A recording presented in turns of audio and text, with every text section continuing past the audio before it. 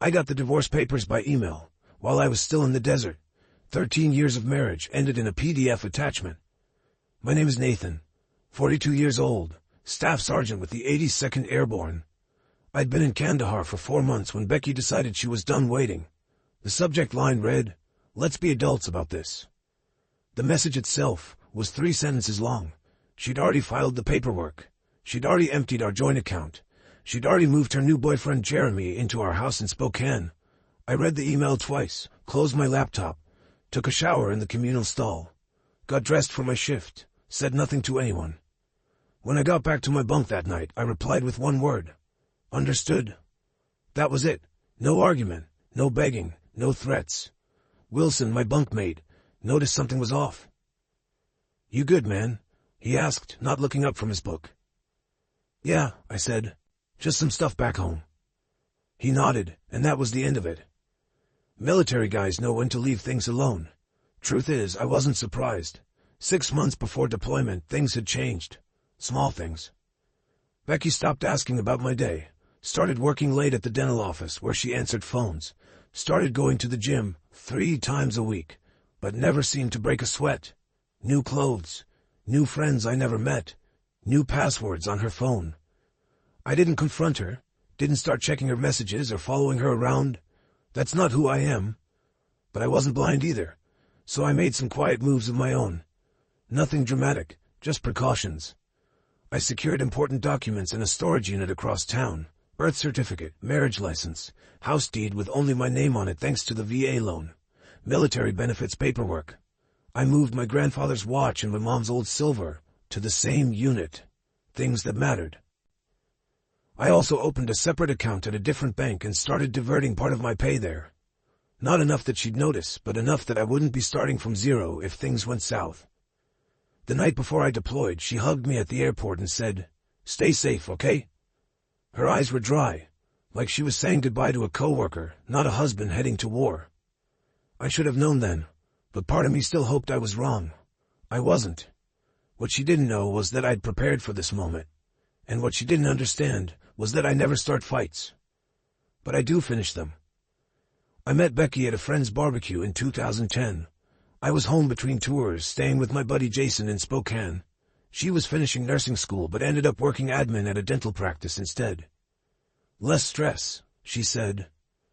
We were married 8 months later. Becky used to say she was proud of my service, though she never quite understood it. Her dad was a bank manager, her brother a pharmacist. No military in her family. She'd ask when I was going to get a real job, not realizing that after 15 years, the Army was my career, not just a job I was killing time at. We bought our house in 2014. Nothing fancy, but it was ours. 3 bedrooms, small yard, quiet neighborhood. My name was the only one on the mortgage since the VA loan was in my name, but I added her to the deed, because that's what married people do, share things. My dad died a year after we got married, heart attack while shoveling snow. My mom passed 3 years later, lung cancer, though she never smoked a day in her life. They left me some money, not a fortune, but enough that Becky and I could pay off our student loans and still have a cushion. I deployed 4 times during our marriage, Iraq twice, Afghanistan twice. Each time I came home, Becky seemed a little more distant, a little more restless, like she was playing a role she'd outgrown. "I didn't sign up to be a military wife," she told me once after I mentioned possibly re-upping for another 4 years. "I'm tired of being alone all the time." I understood that, I did, but the Army was the only place I ever felt like I truly belonged. I was good at my job, people depended on me. In 2019, things started changing, small stuff at first. Becky got irritated when I called during her girls' nights. Started talking about how her friend Melissa had divorced her husband and was living her best life now. Started making comments about how we didn't really have anything in common anymore. I suggested counseling. She said we were fine, just going through a phase. Then came the late nights at work, the weekends away with friends I'd never met, the new clothes, the gym membership she rarely used. I should have confronted her. But that's not how I handle things. Never have. My dad taught me to think before I speak, to be sure before I act. So I watched, and I prepared, quietly, because my gut was telling me something was coming. And in this life, you learn to trust your gut. 2 weeks after getting the divorce email, I was sitting in the mess hall when my phone buzzed. A notification from our bank app. Another withdrawal, $8,500, almost everything that was left. I set my fork down and opened the app. The joint account balance was down to $212.37. Our savings, $47,000 we'd built up over years, was gone completely. Transferred to an account I didn't recognize. Murphy, one of the guys from my unit, glanced over. Bad news? I locked my phone. Nah, just some account stuff. That night, I called our bank from the base phone center. Turned out Becky had been moving money for weeks, small amounts at first, then larger ones. The big transfers started the day after I deployed. I hung up and stood in the hallway for a long time, watching guys laughing, calling their kids, their wives, their parents. Normal life happening all around me while mine was burning down. That's when Wilson found me. Heard from Alvarez that you looked like you'd seen a ghost at dinner, he said. What's up? I don't usually share personal stuff, but Wilson had pulled me out of a bad situation in Kandahar once. I trusted him. My wife emptied our accounts and moved her boyfriend into our house, I said. Sent divorce papers while I was on patrol last week. Wilson didn't give me the usual bullshit. No, I'm sorry, or that's rough, or you'll find someone better. He just asked, what's your plan? Not sure yet, I said. He nodded. Let me know if you need anything. That night I couldn't sleep. I pulled out my laptop and logged into our home security system, something Becky probably forgot I could access remotely. The cameras showed a strange truck in our driveway. A man I'd never seen before walking our dog, using my coffee mug, wearing my Seahawks sweatshirt. And there was Becky, laughing in the kitchen I'd renovated myself during my last leave. Something shifted inside me. Not anger exactly, something colder, clearer. I closed the laptop and pulled out my phone, made a list, called James, Army buddy who became a lawyer, checked the VA loan terms, contact Master Sergeant about emergency leave, review home refinance documents, something Becky mentioned casually last year. Check the security on my military pension accounts. I didn't feel sad anymore. I didn't even feel angry. I felt focused, like I was planning a mission. This wasn't about emotion now. This was about strategy. At 0500, before my shift started, I sent an email to James with the subject line, "Need legal help, discreet and urgent." His reply came an hour later. "Call me. Secure line only." When I hung up from that call, I knew exactly what I needed to do. I didn't need to yell. I didn't need to threaten. I didn't even need to confront her. I just needed to wait and watch and let her own actions become the trap.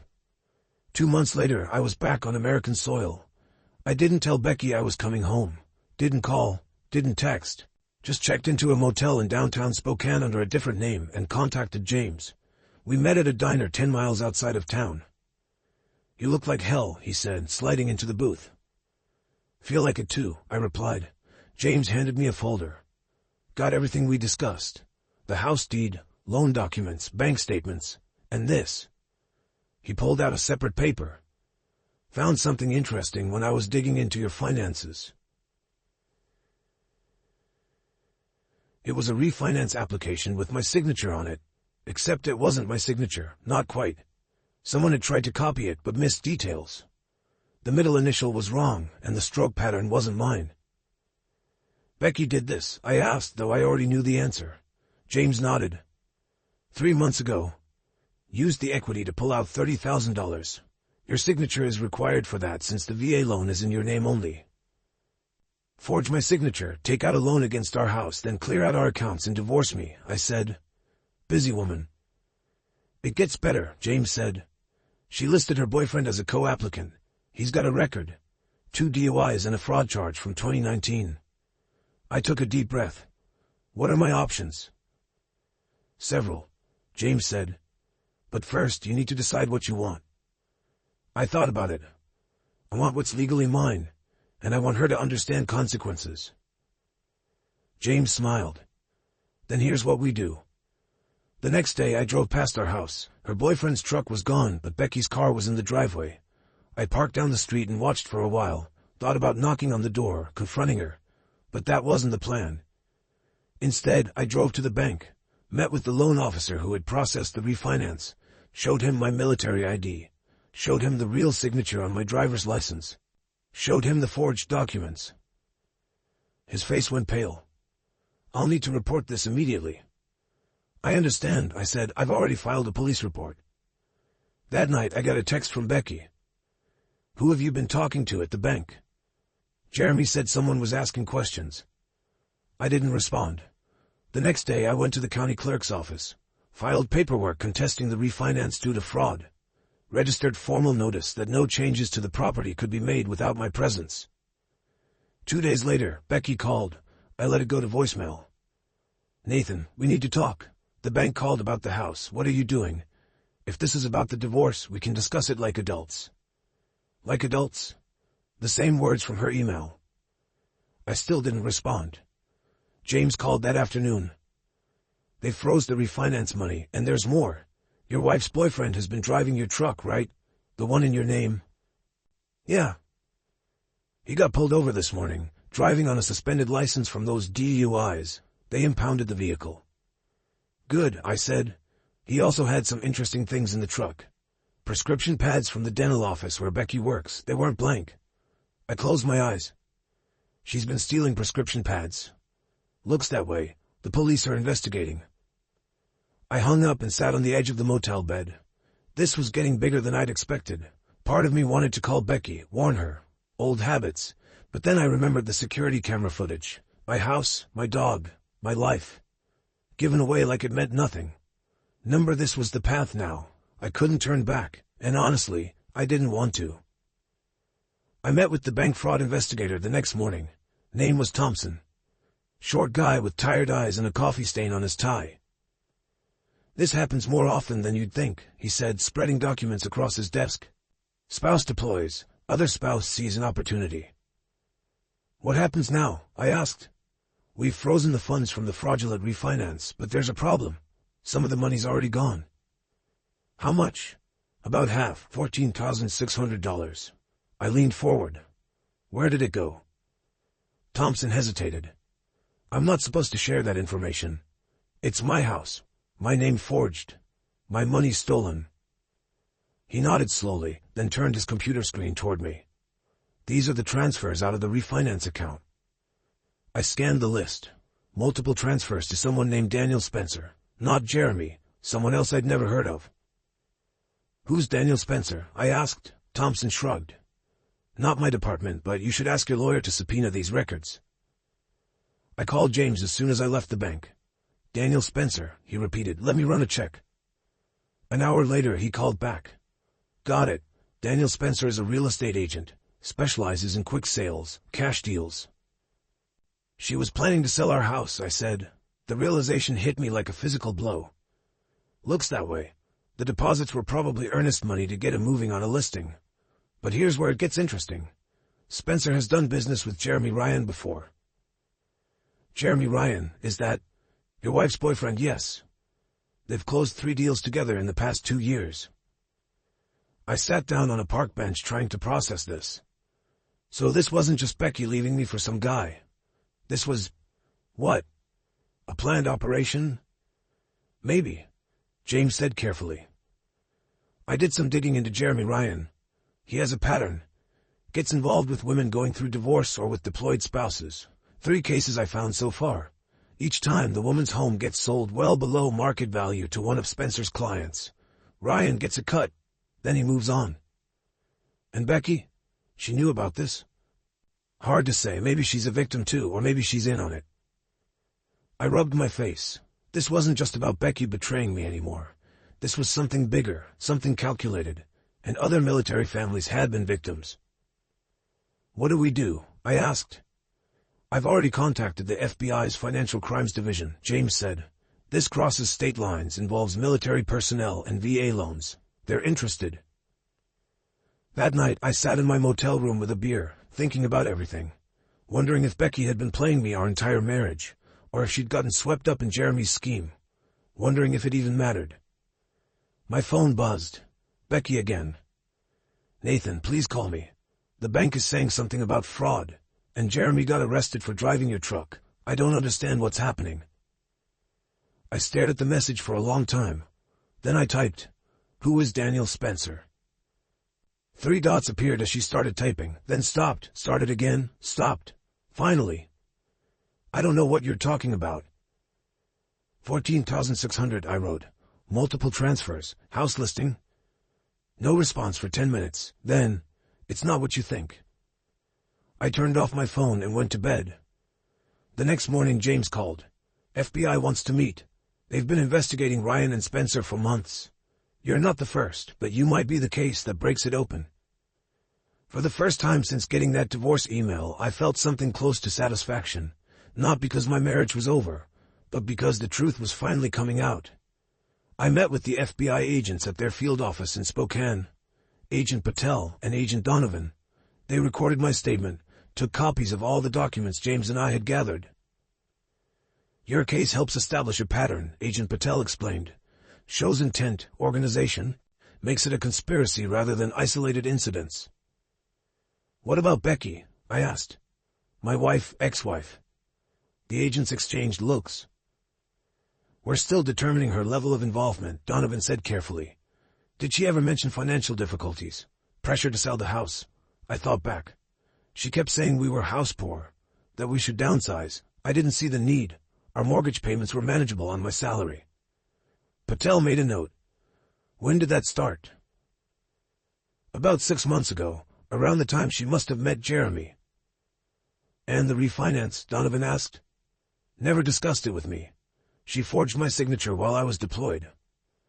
They asked more questions, took more notes. When we finished, Patel handed me her card.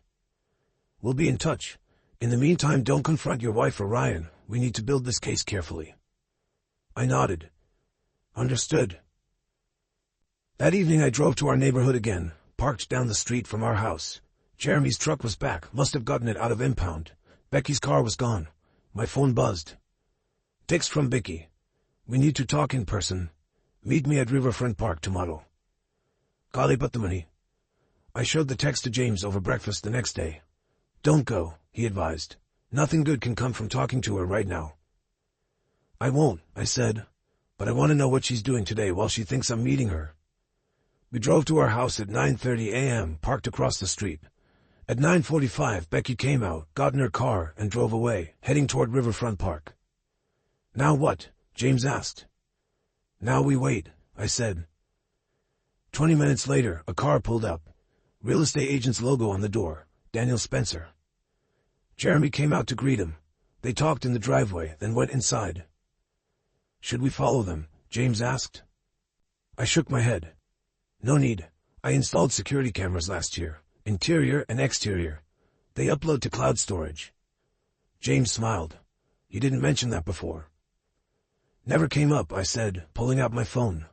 I opened the security app and angled the screen so James could see. Spencer and Jeremy were in our living room. Spencer was taking photos. Jeremy was pointing at features of the house. I turned up the volume. "Should list by the end of the week," Spencer was saying. "I've got a buyer interested already. Cash offer, as usual." "How much?" Jeremy asked. $420. We list at $470. They offer $420. Everybody's happy." "What about the husband? Becky says he's causing trouble." Spencer waved dismissively. "Military guys are all the same. They make noise, but they've got deployments, responsibilities. He'll take a settlement to make it go away." I turned to James. "You getting this?" He was already recording the feed on his phone. Every word. I forwarded the security feed access to Agent Patel with a short message. "Happening now." 30 minutes later, our house was surrounded by FBI vehicles. I watched from down the street as agents led Spencer and Jeremy out in handcuffs. Well, phone rang. Agent Patel. "Got them on tape discussing the fraud scheme," she said. "Plus, conspiracy, wire fraud, and attempting to sell property under false pretenses. We're going to need a formal statement from you." "Of course," I said.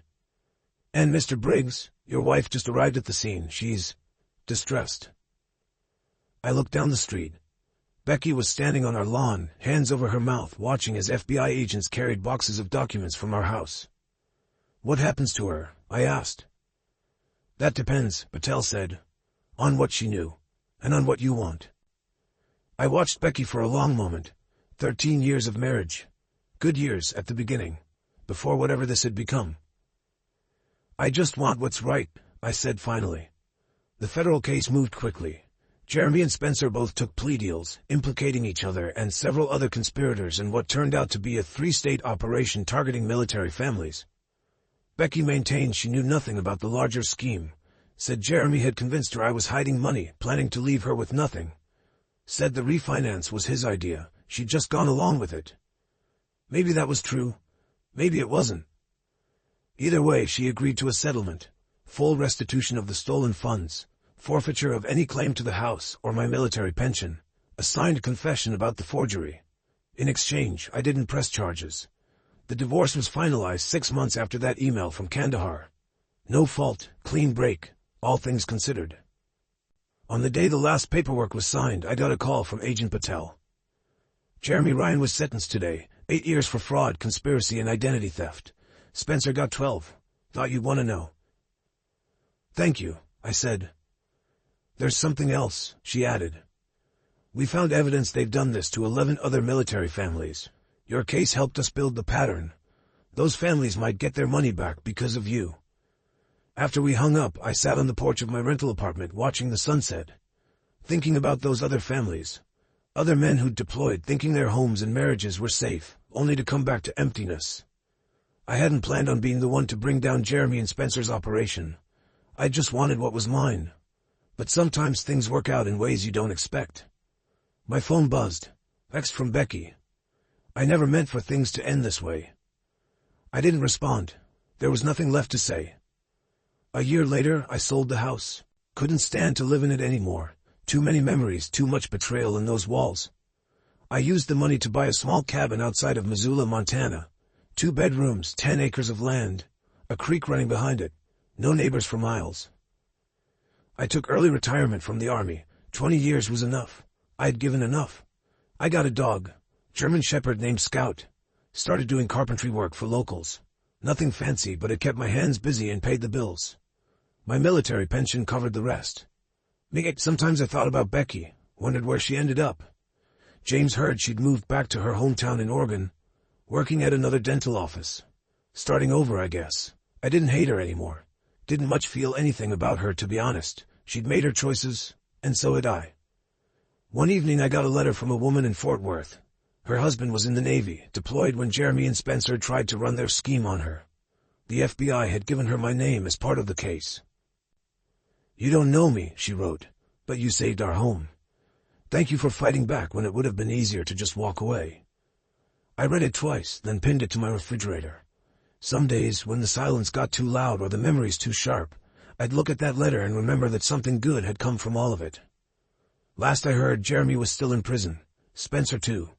The system worked for once. As for me, I was finding my way forward, one quiet day at a time, building something new, something that couldn't be stolen or forged or betrayed, something that was just mine,